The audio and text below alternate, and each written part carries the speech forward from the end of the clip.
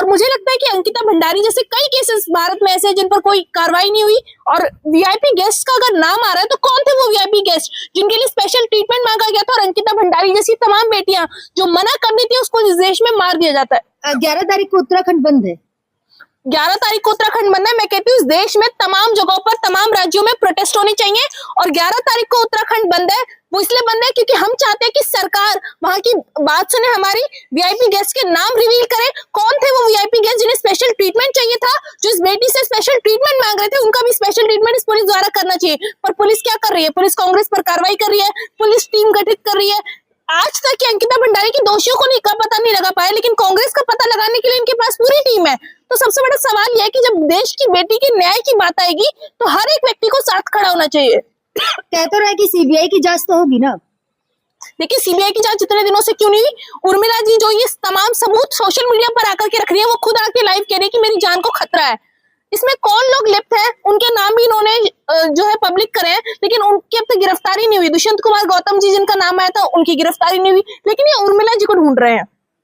लेकिन आप कह रहे हैं इनको ढूंढ रहे लगातार। अंकिता भंडारी में जो गेस्ट हाउस था वो तो तोड़ दिया था ना पहले ही बुलडोजर। देखिए, गेस्ट हाउस इसलिए नहीं तोड़ा क्योंकि आरोपी का गेस्ट हाउस है। गेस्ट हाउस इसलिए तोड़ा क्योंकि उसके अंदर सबूत मिटाए जा सके। वो तमाम सबूत मिटा दिए गए, गेस्ट हाउस पर बुलडोजर चला दिया गया। क्यों? क्योंकि अंकिता भंडारी का जो मामला था, क्यों उसकी हत्या हुई, ये पूरी साजिश सामने आ जाती है। लेकिन एक तरफ मोदी जी महिला सम्मान बेटियों की लगातार बात करते, वही उत्तराखंड में जो रिजॉर्ट था वो बीजेपी की नेता। अरे ये भारतीय बलात्कारी पार्टी है जो बलात्कारियों को पनाह देती है।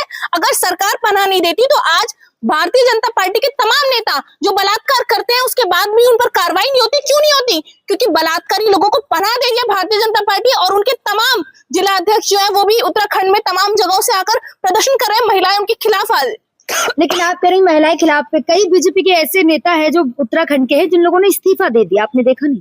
देखिए, उत्तराखंड के वही लोग इस्तीफा दे रहे हैं जिन्हें पता है कि अंकिता भंडारी जैसी तमाम बेटियां इस देश के अंदर है, जिनके साथ बलात्कार होता है, वो बोल नहीं पाती, उनकी हत्या कर दी जाती है।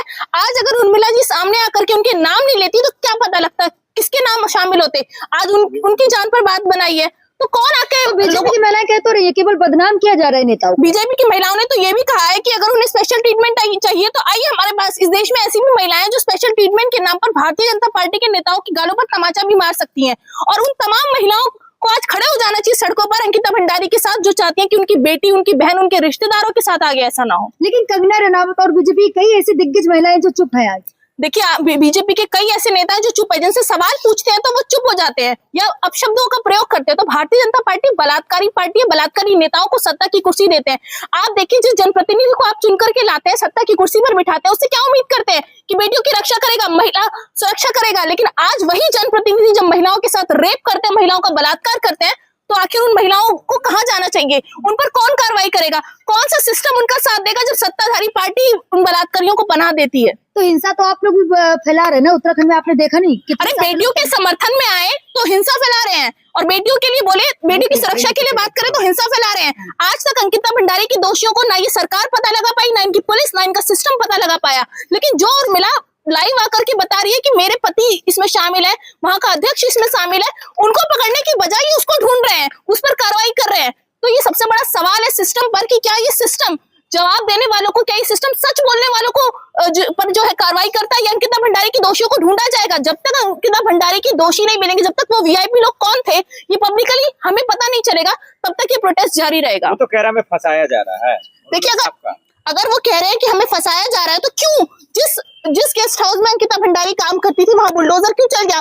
क्यों सारे सबूत मिटा दिए गए? क्यों बेटियों के साथ जिनके साथ रेप होता है उनके परिवारों को खत्म कर दिया जाता है? क्यों उनको परेशान किया जाता है? क्यों उनको उनकी मौत पर बात बनाती है? जो लाइव आकर के बोल रही थी उर्मिला, आप उससे पूछते, उससे सबूत मांगते, साक्ष्य मांगते, वो तो कह रही थी मैं साक्ष्य दे दूंगी, लेकिन उसको पुलिस ढूंढ रही है। क्यों? ताकि एनकाउंटर कर सके। ये बात खुद उर्मिला कह रही है।